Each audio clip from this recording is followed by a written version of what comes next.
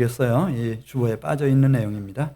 오늘 어린이날 윤혜숙 집사님 가정에서 이렇게 정성껏 또 맛있는 떡을 준비해 주셨습니다. 예, 가실 때 받아가시기 바랍니다. 예, 오늘 주인공으로 나오는 한나는 구약시대 3대 현모 중에 한 사람이에요.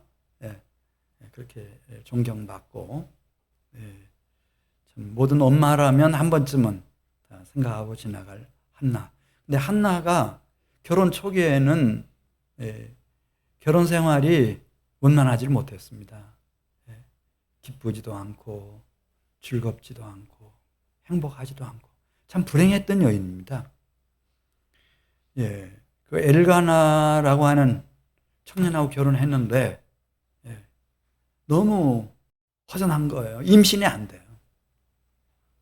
임신이 안 되고 외롭고, 그때는 이제 이 자녀에 대한 기대가 너무 컸던 시대였기 때문에 결혼하면 자녀를 누구든지 다 뭐 양가 부모들 뿐만 아니라 본인들까지 그렇게 학수고대하고 있는데 임신이 안 돼가지고요.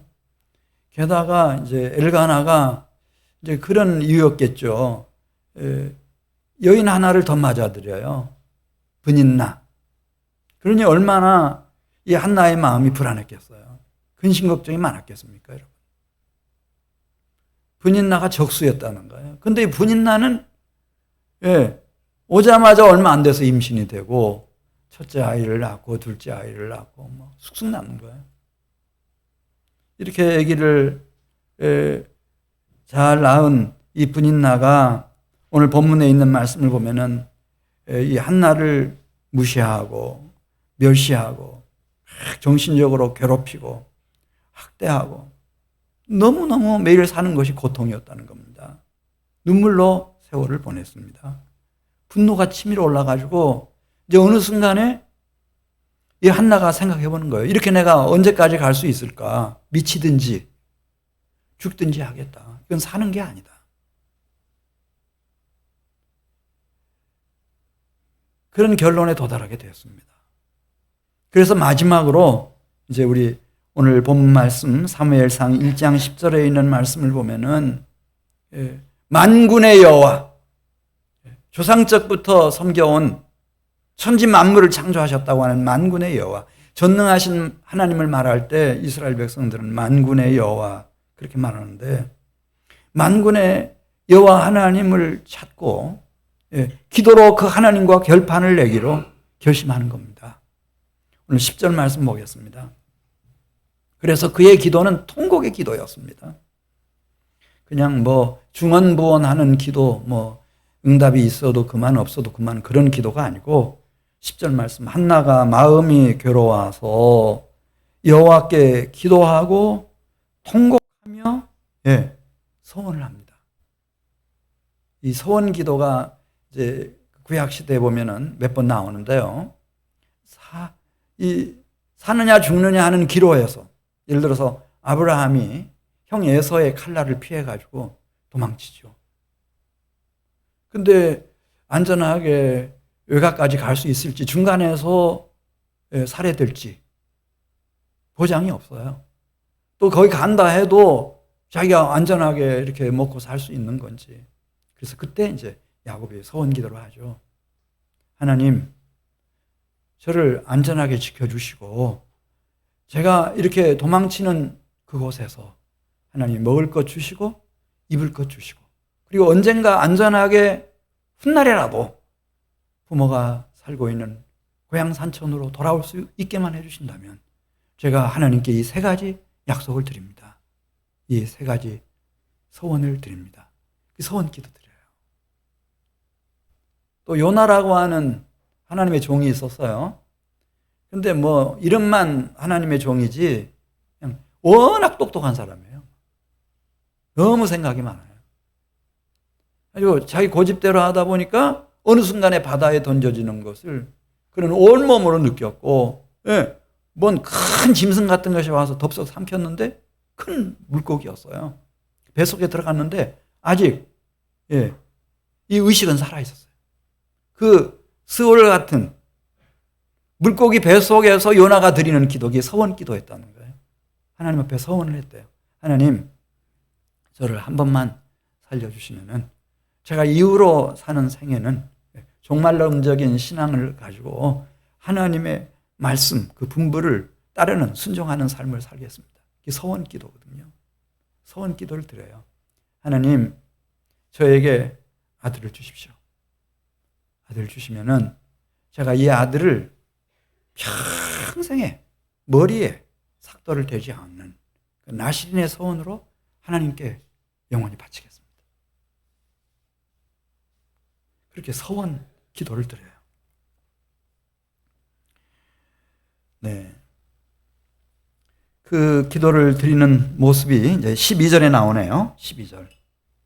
이런 기도도 있구나 하는 것을 좀 생각해 주시길 바라요. 이런 기도를 드릴 때 그 한나의 기도 시간이 오래 걸렸다 그랬어요. 5분 만에, 3분 만에, 1분 만에 끝나는 그런 기도 말고 오래. 왜냐하면 사생 결단하는 기도이기 때문에.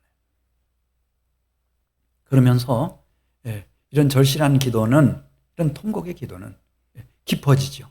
기도를 하면 할수록 깊어지는 거예요. 그래서 마침내 어떻게 됐나? 15절에 보면은요, 자기의 심정이 하늘에 계신 만군의 여호와 하나님의 마음에 닿았다는 거예요. 통했다. 내 심정이 하나님께 통했다. 그런 기도가 있어요, 여러분. 네.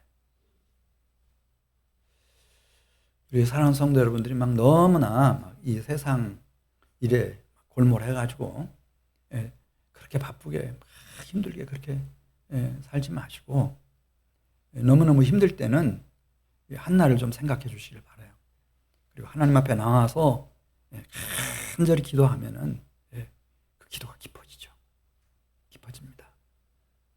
기도하는 사람을 하나님이 도우시거든요. 성령으로 도우셔서 회개도 하게 하시고 깊은 기도가 되게 하신 후에 내 심정이 하나님과 통하게 만들어 주시는 거예요. 여러분, 이 세상에 태어나서 하나님은 그만두고 어떤 사람을 만났는데 그 사람과 내가 마음이 통한다. 기뻐요, 안 기뻐요? 10년 묵은 채찍 내려가는 것 같죠. 야, 어떻게 나를 이렇게 이해해 주는 사람이 있나? 마음이 통하는 사람이 있나? 하물며 천지 만물을 창조하신 만군의 여호와 하나님과 내 심정이 통했다고 생각해 보세요. 이건 받은 사람밖에 몰라요. 신비하고도 놀라운 체험이죠. 그때 그 기도의 모습을 엘리 대제사장이 보고 있었는데, 술 취한 여인 같았다는 거예요. 술에 만취하게 되면 100% 알코올의 지배를 받을 수도 있어요. 그 모습 같았다는 거예요. 이건 영원히 변하지 않아요. 한 1100년 후에 이 오순절날 마가의 다락방에서 진심으로 기도하다 하나님과 통한 사람들, 그래서 성령이 부어진 사람들도요, 그 지켜보던 사람들이 다 술 취했다고 생각했다는 거예요. 이 사람들 술 취한 거 아니냐. 그때 베드로가 일어나서, 지금 여러분 보시오, 아침 9시인데 우리 중에 술 마신 사람 아무도 없다. 성령이 임하신 거다. 이렇게 해명을 하죠. 이해를 시킵니다. 그래서 막 대제사장이 막 꾸지람하고 술 끊으라고, 술에서 깨어나라고 막 호통을 치잖아요. 포도주 끊으라고 막. 여자가 돼가지고 성경에 안 나오지만 막 그렇게 막 꾸짖고 호통을 치고. 그래서 그 깊은 기도에서 깨어나요.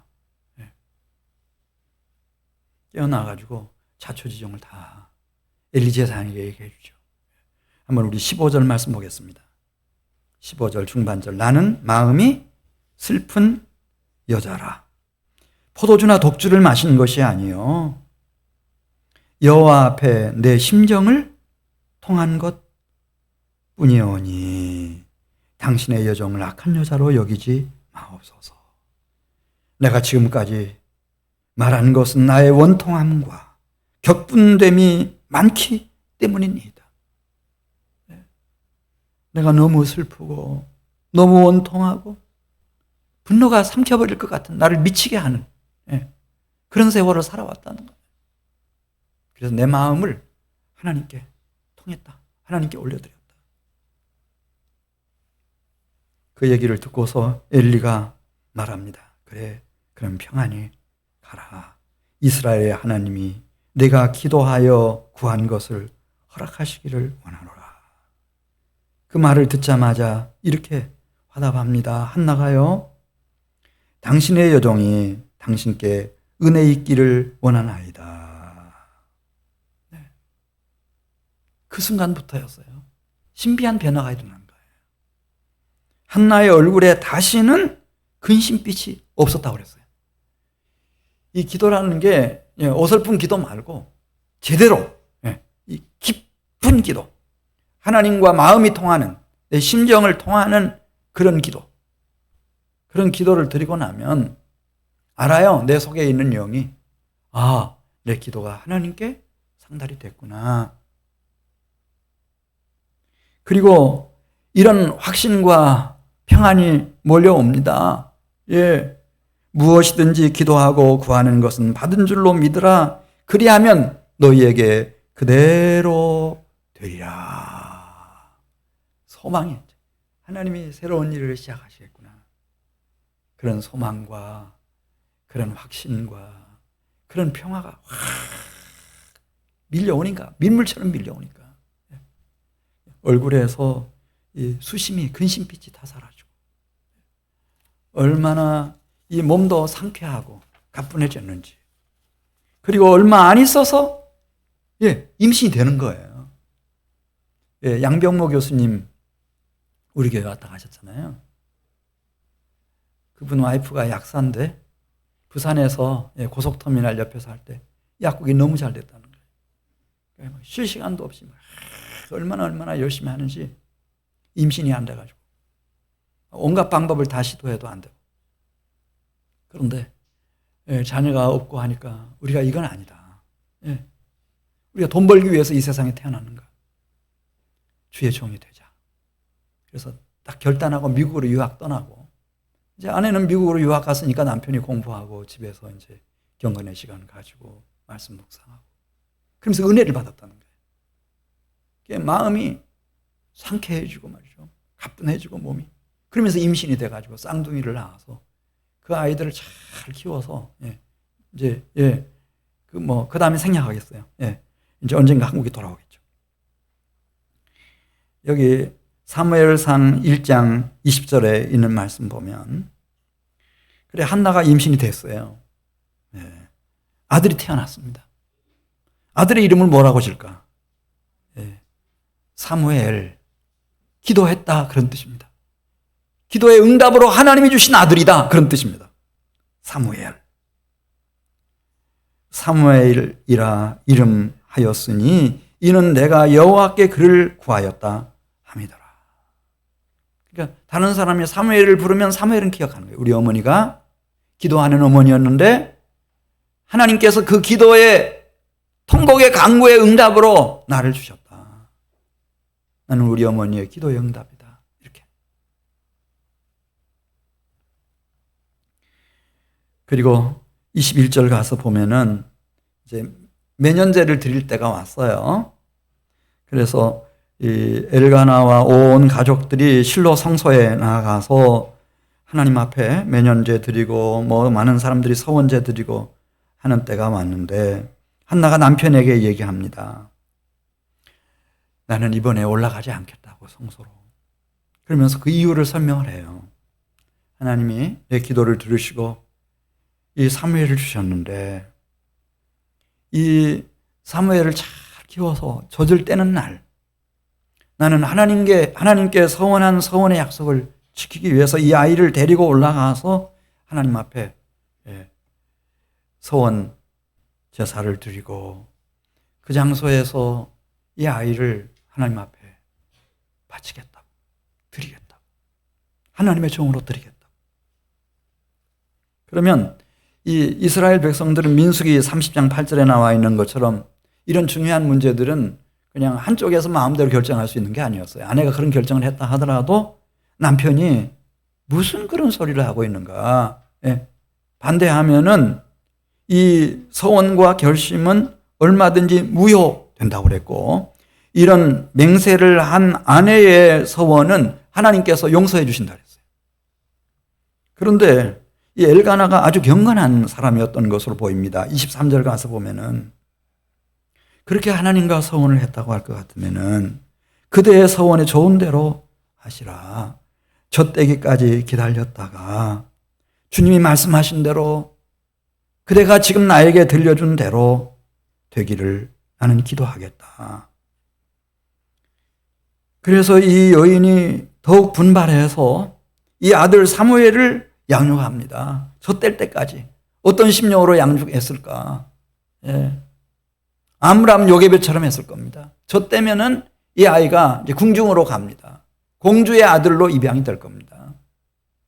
지금도 그냥 유모로서 젖만 먹인다고 생각하지, 한번 공주의 아들로 입양이 되고 나면은 아무리 생부지만은 이 아이를 다시는 만날 수가 없습니다.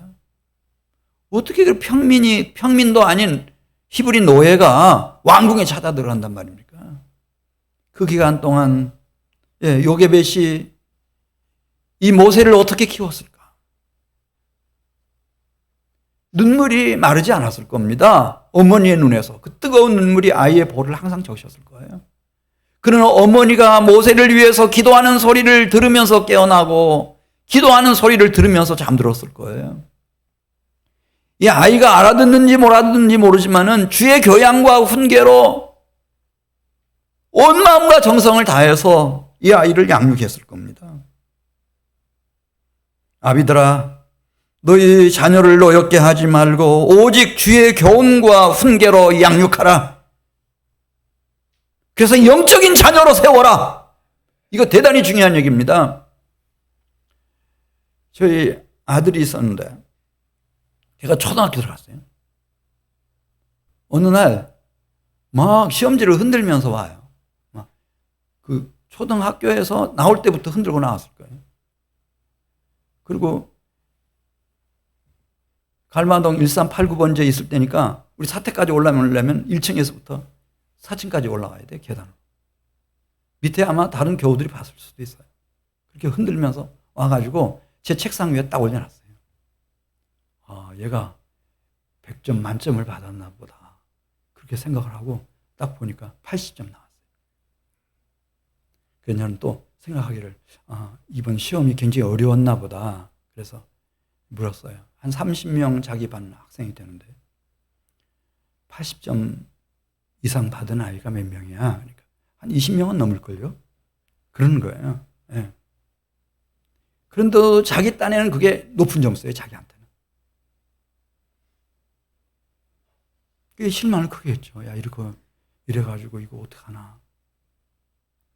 그런데 때가 되니까요, 다 어려운 공부 다 해내요. 네. 우리 자녀들 키울 때요, 너무 스트레스 주지 마세요. 노엽게 하지 말라고 그랬어요. 내가 어머니라는 것 때문에, 아버지라는 것 때문에 내가 이 아이를 이 실력 있는 사람으로 키워가지고 내 덕을 볼 생각하면서, 뭐 어깨 피고 목에다 힘 넣고 다닐 생각하면서, 대리만족 느낄 생각하면서 그렇게 하지 마세요. 하나님이 어린 시절에 아들과 딸을 내 품에 맡겨주신 것은 하나예요. 이 세상 사람들처럼 키우는 것이 아니라 기도로 주의 교양과 훈계로 잘 양육해서 영적인 자녀로 키워내라는 거예요. 오늘 찬양처럼 정말 복받은 시냇가에 심겨진 나무가 되게 하라는 거예요. 영적인 자녀들은 언젠가는 꽃을 피웁니다, 여러분. 때가 되면 다 열매를 맺게 되어 있습니다.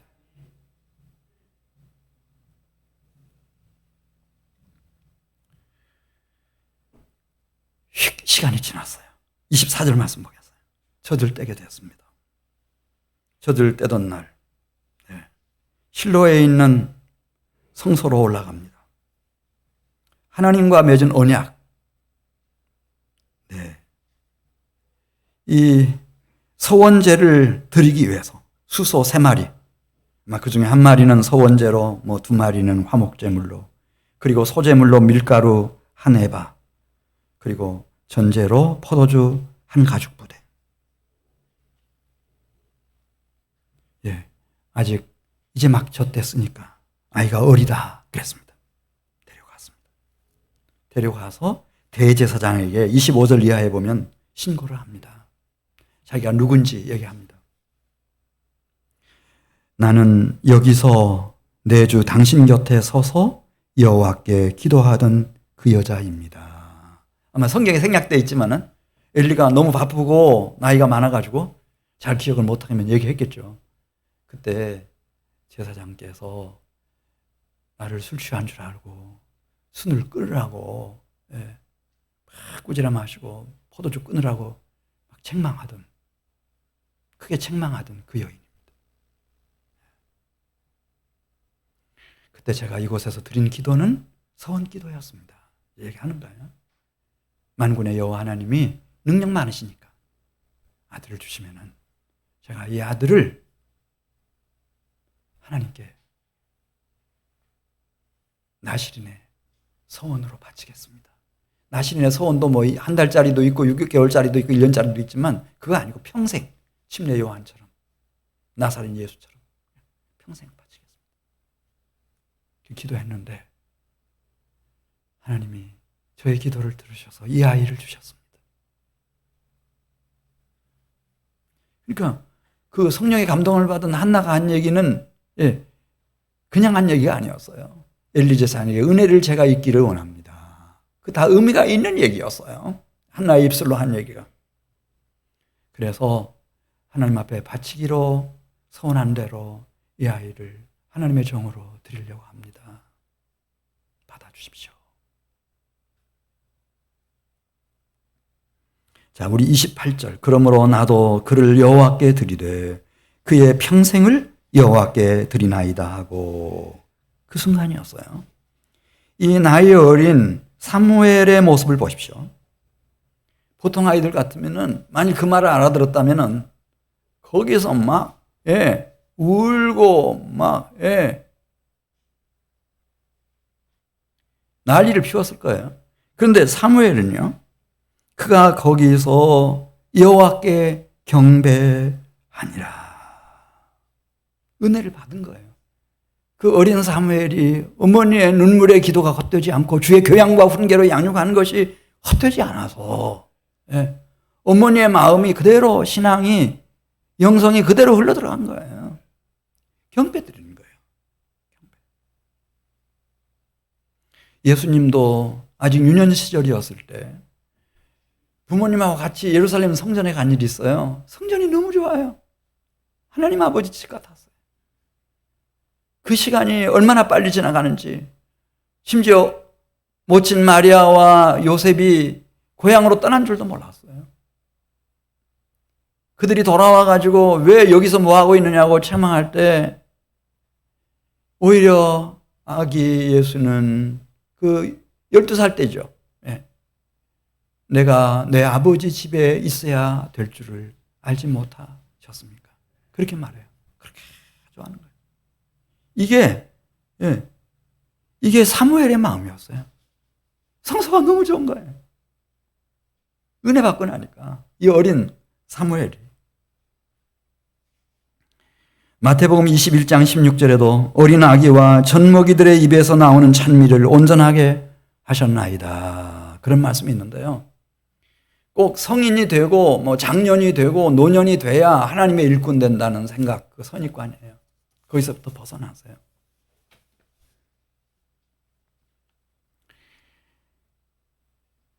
오히려 순수한 어린 시절에 놀라운 신비로운 영적인 체험을 하기 위해 가장 좋은 봄이에요.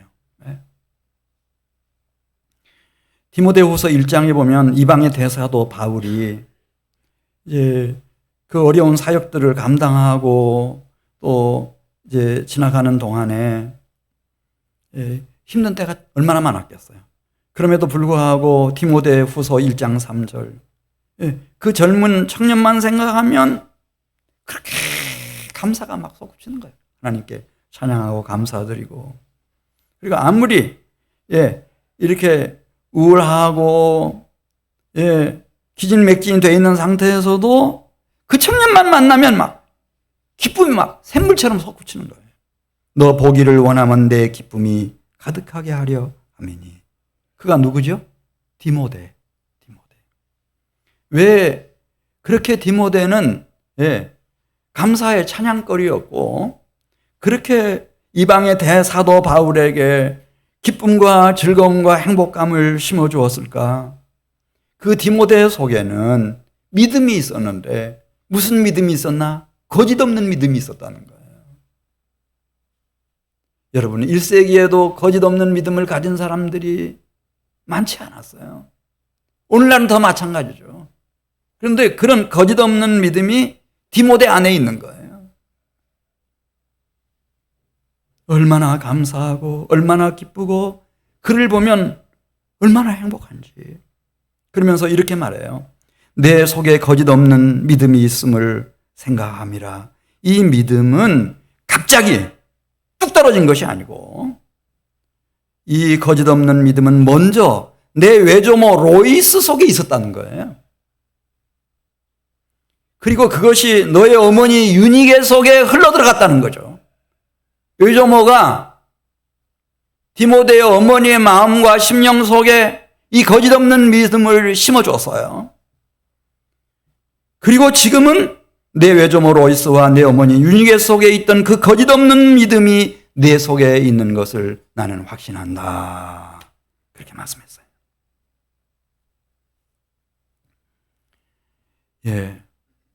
보라, 자식들은 여호와의 기업이요 태의 열매는 그의 상급이로다.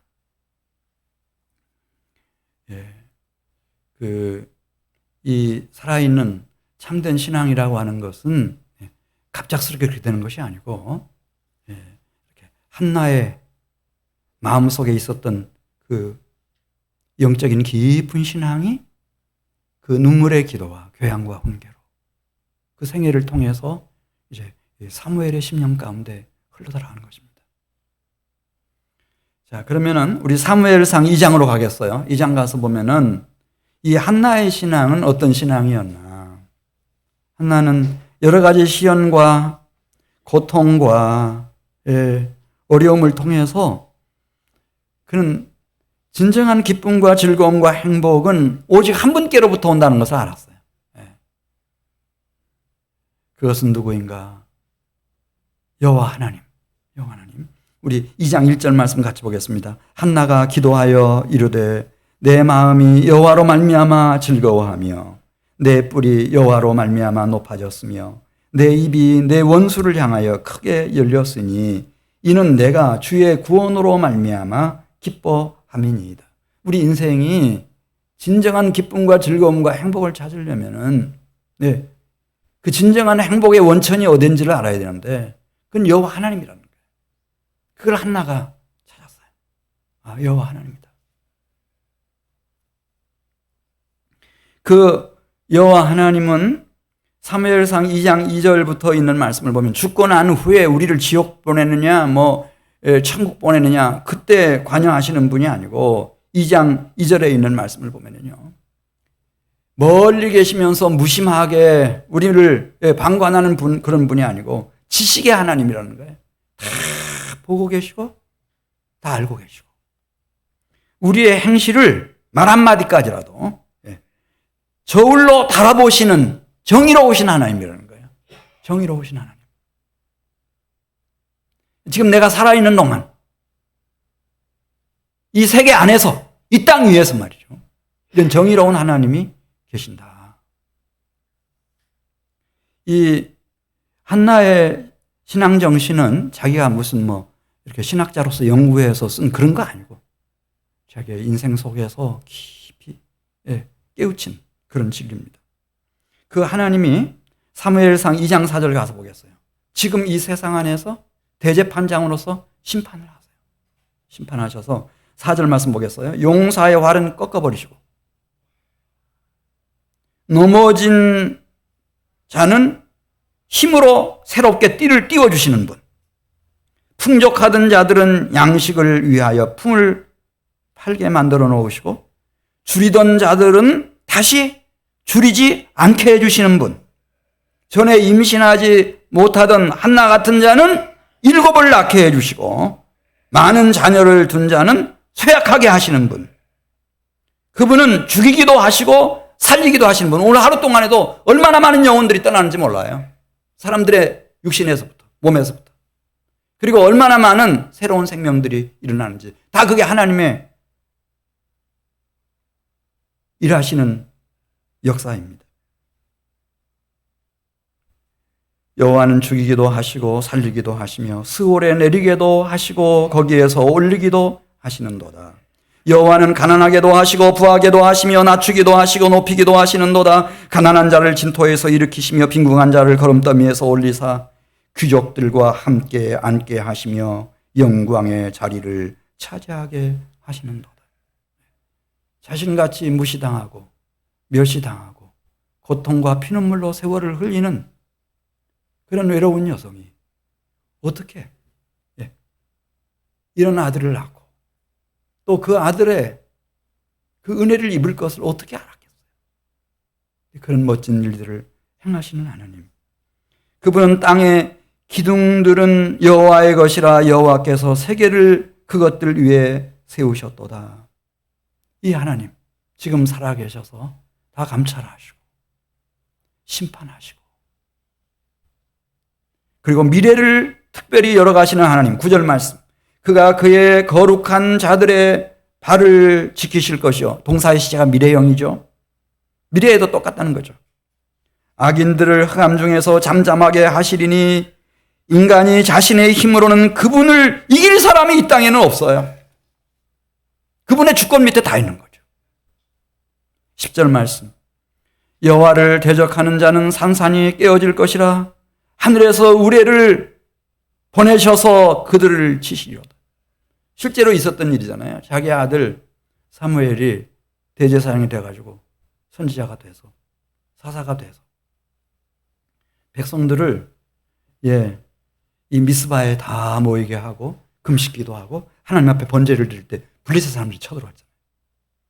다 죽었다고 생각했어요. 전쟁 준비를 했어야지 기도만 하고 있었으니까. 그때였어요. 먹구름이 몰려오더니 막 폭우가 쏟아져 내리는데 이 블레셋 군대들은 철기 문명을 가장 선진적으로 발전시킨 나라와 민족이거든요. 이 철병거들이 막 이 수렁에 빠져가지고 막 비가 막 넘쳐나니까 빗물이 넘쳐나니까 오고 가지도 못하는 거예요. 얼마나 우레의 벼락을 치는지 막 다 놀라가지고 그때 이스라엘 백성들이 완전한 승리를 얻어내잖아요. 그 후에는 쳐들어오지 못해요. 블레셋 사람들이. 그 얘기하는 거예요. 지금 살아계셔서 우리를 다 감찰하시고 개인 개인의 행동을 다 돌아보시고 대제판장으로서 심판하시고 그리고 우리가 지금 아무리 허무하고 외롭고 불안하고 근심 걱정과 고통과 아픔으로 피눈물을 흘려도 우리를 새롭게 다 일으켜 세우시는 살아계신 하나님. 그 하나님을 믿는 신앙. 그 신앙을 그 짧은 기간 동안에 이 한나는 하나님이 주신 아들 사무엘에게 그 신앙을 심어준 거예요. 신비죠. 그 어린 나이에 어떻게 그렇게 할 수 있었는지. 자, 2장 11절 말씀 보겠어요. 2장 11절. 엘가나는 라마의 자기 고향집으로 돌아갔어요. 물론 한나도 같이 떠났죠. 그렇지만 그 한나의 아이는 제사장 엘리 앞에서 누구를 섬겼다고 그랬어요? 편안한 마음으로. 너무 명랑하게 즐겁고 기쁘게 여호와를 섬기는 거예요. 엘리 제사장을 잘 받들어서. 할렐루야.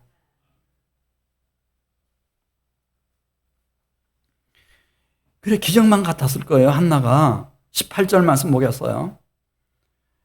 그래 고향으로 내려온 이 한나는 기도하기를 쉬지 않습니다. 사무엘을 위해서. 그리고 사무엘을 위해서 세마포 에봇을 직접 만들면서 하나님 앞에 이 어린 사무엘을 부탁하는 거예요. 이 아이가 영적인 아이로 잘 자라나게 해주세요.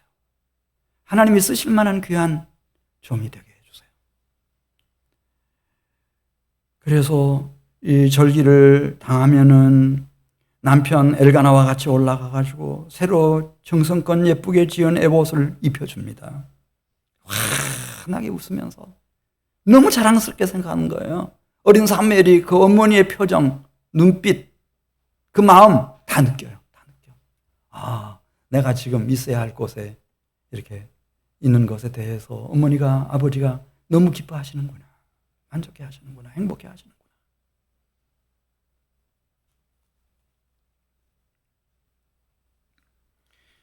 그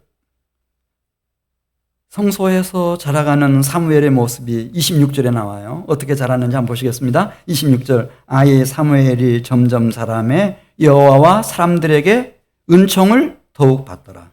예수님도 똑같죠? 네.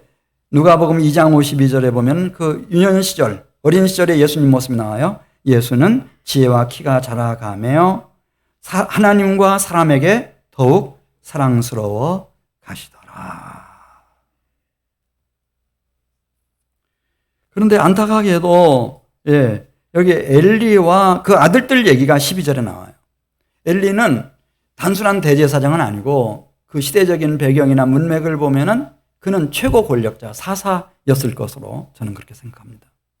우리는 말하면 대통령이죠. 그러니까 나란 일이 얼마나 크고 중요한 일들이 많은지, 또 대제사장으로서 얼마나 바쁜지. 그래서 아이를 위해서 기도할 시간 없습니다. 아이는 그만두고 자신을 위해서도, 자신의 영혼을 위해서도 하나님과 깊이 이렇게 영적인 시간을 가질 틈을 찾을 수가 없습니다. 그러니까 한나가 기도할 때 술을 끊으라고 그랬죠. 포도주를 끊으라고 막 꾸지람하고 호통을 쳤죠. 이해를 못하는 거예요. 그런 깊은 기도의 세계를 이해를 못했습니다. 네.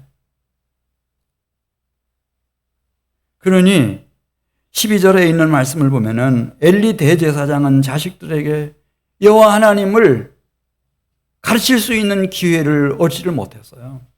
그래서 안타깝게도 그 아들들이 여호와 하나님을 몰랐다고 했습니다. 하나님의 형상대로 지음받은 우리 인간이 여호와 하나님을 모르게 되면 어떻게 될까? 자기를 숭배하게 돼 있어요. 이건 그냥 공식처럼 돼 있어요. 자기 숭배에 다 빠지는 거예요. 그래서 13절부터 있는 말씀을 보면요, 이제 성년이 되고 나이가 뭐 30이 넘고 하니까 다 제사장은 됐죠. 아버지가 대제사장이니까 그 아들들도 제사장이 됐어요. 그런데 무슨 짓 하는가? 자기 사환들을 시켜가지고요, 원래 제사장이 먹을 수 있는 제물의 부위가 다 지정되어 있거든요. 가슴하고 그 다음에 오른쪽 뒷다리. 근데 그것만 늘 먹으니까 맛이 없었다고 생각을 한 모양입니다. 자기 사환들을 시켜가지고 그냥 자기가 원하는 부위를 가져오도록. 그래서 즐기는 거예요. 미식가들처럼. 예. 내가 좋으면 다 좋은 거니까. 근데 그것만 가지고 성이 안 차니까 이제는 이 국민들이, 이스라엘 백성들이 하나님 앞에 번제나 화목제를 드리려고 번제물을 가지고 오면은, 화목제물을 가지고 오면은, 그것을 잡아서 기름을 불살하기 전에 이 사환들이 와가지고 고기를 내놔라. 우리 제사장께서 삶은 고기는 싫어하시고 이렇게 생것을 구워서 드시는 걸 좋아하신다. 막 이렇게 하는 거예요. 그러니까 그건 있을 수 없는 일이잖아요. 하나님 앞에 먼저 이렇게 기름을 불살라 드리고 나머지는 이제 꼭 주겠다. 그러면 이게 다 그냥 깡패들 같았어요. 더 많은 사환들을 보내가지고 강도들처럼 하나님께 드릴 제물을 빼앗아가는 거예요. 그리고 어느 순간에 소문이 들려와요. 이 회망 안에서 이 제사를 돕고 할 때 같이 협력했던 여인들을 성폭행한 것 같아요.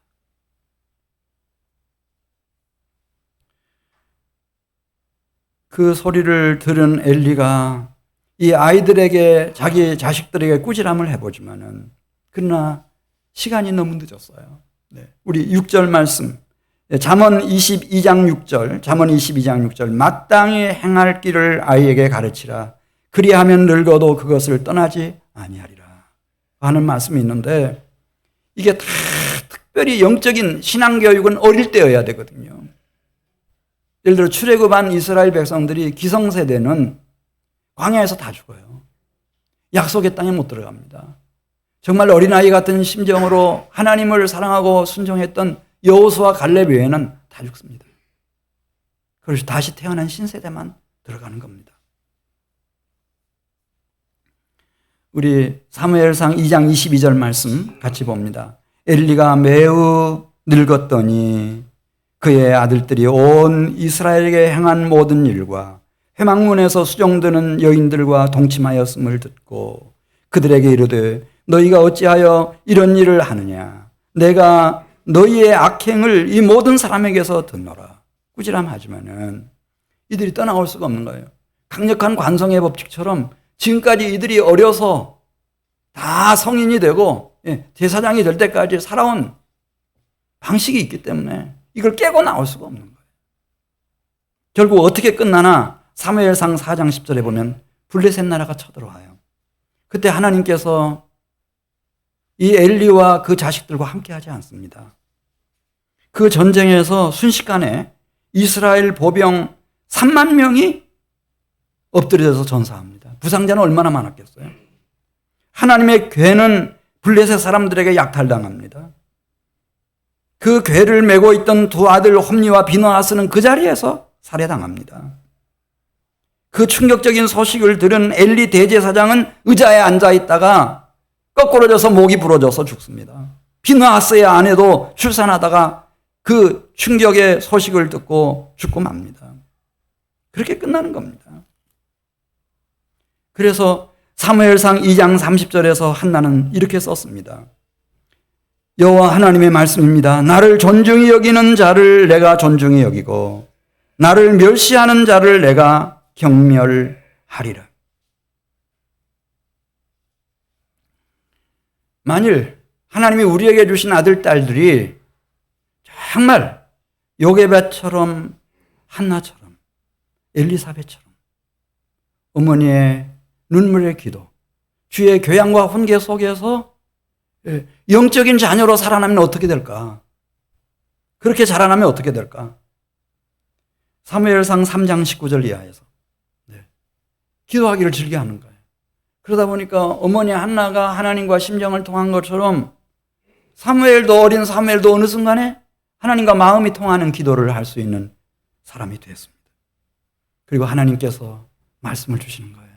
세미한 음성을 주셔요. 엘리가 가끔씩 물어요. 그래서 사무엘이 하는 얘기 기억해 놓으면 틀림없이 그대로 돼요. 또 어떤 사람들이 와서 상담합니다.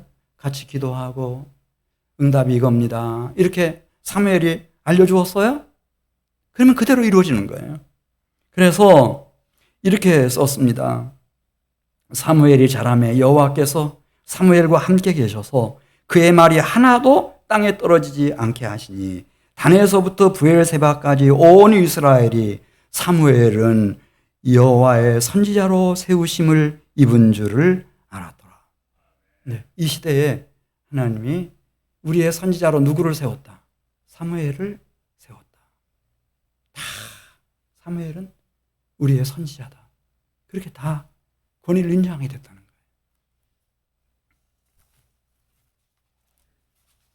뿐만 아니라 사무엘상 12장 23절에 있는 말씀을 보면은 일반 사람들이 갖지 못하는 놀라운 영적 통찰력을 가지고 있었습니다. 우리는 기도하지 않는 것을 죄라고 생각하는 사람은 없죠. 그 시대에도 아무도 없었을 겁니다. 근데 사무엘만 이렇게 말합니다. 나는 너희를 위하여 기도하기를 쉬는 죄를 여호와 앞에 결단코 범하지 아니하고 선하고 의로운 길을 너희에게 가르치겠다. 제사장이 하는 일이 이 일이거든요. 백성들을 위해서 기도하고 하나님의 마음을 이끌어오고 또 주의 선하고 아름다운 의로운 길을 가르쳐서 그 백성들을 하나님께로 이끌고 그래서 원수되었던 하나님과 백성들의 관계를 화목하게 하고 연합시키고 친밀한 관계로 회복시키는 거예요. 그러니까 사무엘은 레위 자손이 아니에요. 제사장 될 수 없죠. 법적으로 될 수 없어요. 엘리의 자손도 아니에요. 제사장 될 수 없죠. 제사장의 자녀들이 자식이 제사장이 되는 법인데 그런데 하나님께서 그냥 두드러지게 만드셨어요. 그러니까 자연스럽게 사람들이 다 이 시대에 우리 이스라엘의 제사장은 누구냐? 사무엘이다. 사무엘이 온 백성을 위해서 국민을 위해서 전심전력해서 기도하는 거예요. 그리고 살아있는 말씀으로 그들이 이끄는 거예요. 대제사장이 된 거예요. 대제사장.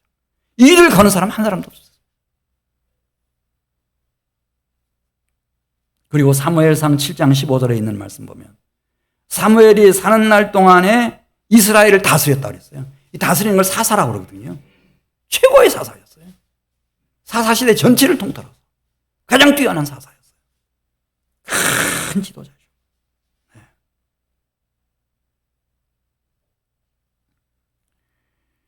보라, 자식들은 여호와의 기업이요 태 열매는 그의 상급이로다.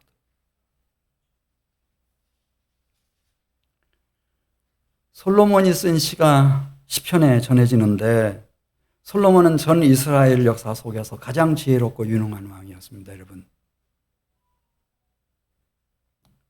이 솔로몬이 날이면 날마다 전 세계에서 몰려오는 이 임금님, 왕들 수준의 그 사신들이 얼마나 몰려오는지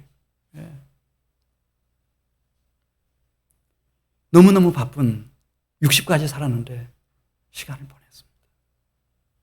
그리고 마지막에 그는 깨닫고 이 시편 120편 씁니다. 이렇게 씁니다. 여호와께서 집을 세우지 아니하시면 세우는 자의 수고가 헛되며 여호와께서 성을 지키지 아니하시면 파수꾼의 깨어있음이 헛되도다. 너희가 일찍 일어나고 늦게 누우며 수고의 떡을 먹음이 헛되도다. 마지막에 깨닫는 거예요. 내가 죽으면 어떻게 되지? 그전엔 죽지 않을 줄로 생각했던가 봐요. 르호보암이 왕이 되겠지. 근데 르호보암이 왕이 돼가지고요. 이게 하루아침에 12지파 중에 10지파를 내줘버리잖아요. 그 다음에 다윗 때부터 솔로몬 때부터 80년 동안 모아왔던 금은 보석들 가장 귀한 것들을 이 애굽의 왕이 바로가 와가지고 다 약탈해 가버리잖아요. 황금 방패들까지 다 쓸어가버려요. 아예 금을 남겨놓지 않아요. 이스라엘 예루살렘에다가. 야, 내가 해야 할 일이 무엇인지를 그때 깨달은 거예요. 그때 하는 일이 보라, 자식들은 여호와의 기업이요 태 열매는 그 상급이로다. 여기 자식이라고 하는 것은 영적인 자녀를 말하는 겁니다. 경건한 자식을 말하는 거예요. 이 자녀야말로 여호와께서 주시는 기업이고 그런 태 열매는 여호와께서 주시는 상급이다.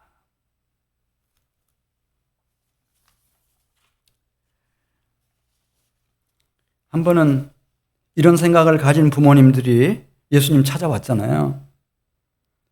어린아이들을 데리고 왔어요. 예수님 한번 만나게 해주려고. 그랬더니 제자들이 막 화를 내는 거예요. 지금 이렇게 왜 예수님을 심란하게 하는가. 예수님 너무 바쁘시다. 꾸지람하고 호통을 쳐서 애들을 쫓는 모습을 보면서 예수님이 이렇게 말씀하십니다. 그때 사람들이 예수께서 안수하고 기도해 주심을 바라고 어린 아이들을 데리고 오매 제자들이 꾸짖거늘 예수께서 이르시되 어린 아이들을 용납하고 내게 오는 것을 금하지 말라. 그러면서 제자들을 꾸짖으시고 찾아왔던 아이들을 한 사람 한 사람 다 품에 안으시고 다 안수해 주시는 겁니다. 누구든지 내 이름으로 이런 어린 아이 하나를 영접하면 곧 나를 영접함이니라. 그렇게 말씀하셨어요. 하나님이 우리 부부에게, 우리 가정에 아들과 딸을 주셨어요. 결혼하실 분들은 앞으로 결혼하고 나면 자녀들을 하나님 주실 거예요. 또 손자, 손녀들을 주셨어요. 그 어린 생명들을 하나님 영광, 하나님 나라의 관점에서 바라보시길 바라요. 누가 한나와 같은 기도의 어미가 될 것인가? 누가 요게벳처럼 엘리사벳처럼 주의 교양과 훈계로 하나님이 주신 아들, 딸들을 영적인 사람으로 세워놓을 것인가? 여기에 미래가 다 걸려있는 거예요. 성경을 천천히 잘 읽어보세요. 하나님은 그 사람이 이 땅에 와서 뭐 왕을 살았느냐, 얼마나 부자였느냐, 제국을 건설했느냐, 그건 관심 없어요. 그를 통해서 셋이 태어났느냐, 에노스가 태어났느냐, 그 후손 가운데서 에녹이 태어났느냐, 노아가 태어났느냐, 경건한 영혼 말입니다. 아브라함과 이삭과 야곱과 이스라엘이 일어났느냐, 다윗의 자손 그리스도가 왔느냐, 누구를 통해서 경건하고 영적인 아들, 딸이 세워졌느냐, 거기에 초점이 맞춰져 있어요. 우리 한민교회 성도 여러분들이 2022년 이렇게 어린이 주일 보내면서 하나님이 주신 자녀들을 다시 한번 생각하시고 이들을 위해서 제사장 된 사명을 잘 감당해 주시길 바라요. 늘 깨어 기도해 주시고 주의 교양과 훈계로 세워서 어찌하든지 영적인 자녀들로 시냇가에 심겨진 나무처럼 복된 생애를 살아가도록. 영적인 자녀들은 말씀드린 대로 언젠가는 꽃을 피웁니다. 여러분, 반드시 열매를 맺습니다. 하나님은 신실하십니다. 그분 정확한 분이십니다. 우리 같이 기도드리겠습니다.